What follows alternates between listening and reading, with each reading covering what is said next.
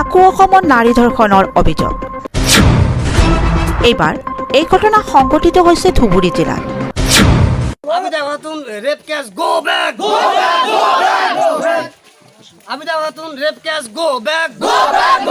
ধুবুৰীৰ পঞ্চায়তৰ প্ৰাক্তন সভাপতি আটোৱাৰ ৰহমান আৰু জাহিদুল ইছলামৰ বিৰুদ্ধে ধৰ্ষণৰ অভিযোগ।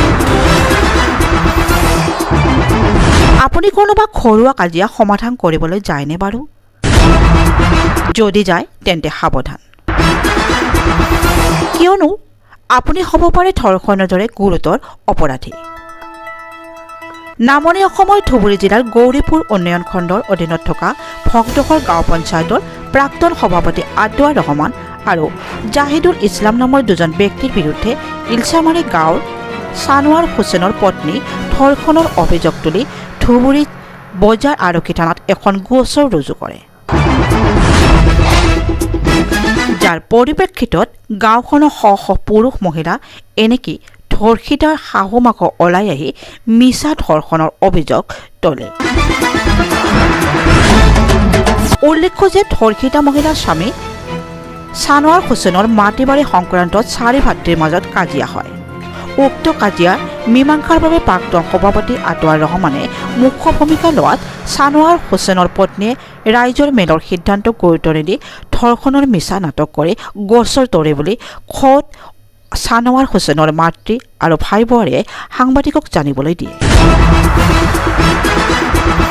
এনেকি গাঁওখনৰ পুৰুষ মহিলা নিৰ্দোষী আটোৱাৰ ৰহমানৰ বিৰুদ্ধে যি মিছা অভিযোগ উত্থাপন কৰিছে সেয়া আৰক্ষীক চৰজমিন তদন্ত কৰি ভুৱা অভিযোগকাৰীৰ বিৰুদ্ধে শাস্তি প্ৰদানৰ দাবী তুলিছে।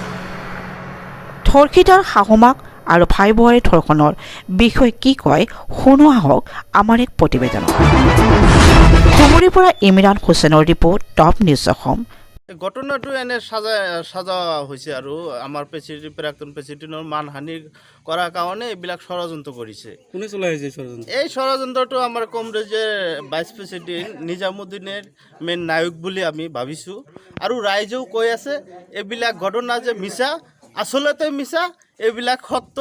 আৰু সকলোৱে ইয়াৰ মানুহ আছে, আপোনালোকেও সুধিব পাৰে। আৰু যি ঘটনাটো কোনদিনা?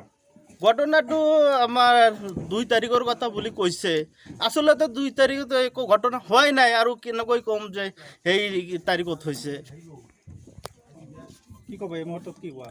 এই মুহূৰ্তত আমি আপোনালোকৰ চেনেলৰ মাধ্যম দি জিলা প্ৰশাসনক আৰু আৰক্ষী বিষয়াক অনুৰোধ জনাওঁ যাতে এই ঘটনাটো যি মিথ্যা অভিযোগ আমাৰ প্ৰাক্তন প্ৰেচিডেণ্টৰ লগত কৰিছে, এই তদন্তটো সঠিক কৰি যি এনে মিছা অভিযোগ দিছে তেওঁক উচিত শাস্তি দিব লাগে। কি নাম প্ৰাক্তন প্ৰেচিডেণ্টৰ নাম? কি প্ৰাক্তন প্ৰেচিডেণ্টজনৰ নাম আটোৱাৰ ৰহমান।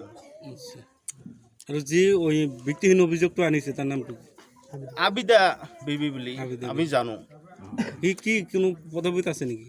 নহয়, একো পদবীত নাই। তেওঁলোকৰ ঘৰৰ কিবা কাজিয়া আছিল। সেই ঘৰৰ কাজিয়াত থকাৰ কাৰণে প্ৰেচিডেণ্ট মহোদয়ক মাতিছিল। মতাৰ পিছত তেওঁ কিবা মিছিলত হেৰি কৰিছিল, বহিছিল।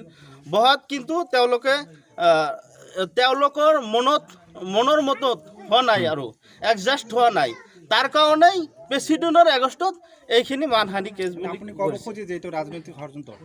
এইটো একেবাৰে 100%, 200% ৰাজনীতিৰ ষড়যন্ত্ৰ। আৰু ৰাজনীতিৰ ষড়যন্ত্ৰৰ কাৰণেতো এনেকুৱা কৰিছে, নহ'লে কিয় কৰিব? এক্স প্ৰেচিডেণ্টজন কোনটো দলৰ মানুহ? AUDF দলৰ মানুহ। ঠিক আছে। কাজা বাজছে রাতের বেলা প্রেসিডেন্ট দেওয়ানি মাতাবার মেলা আইছিল।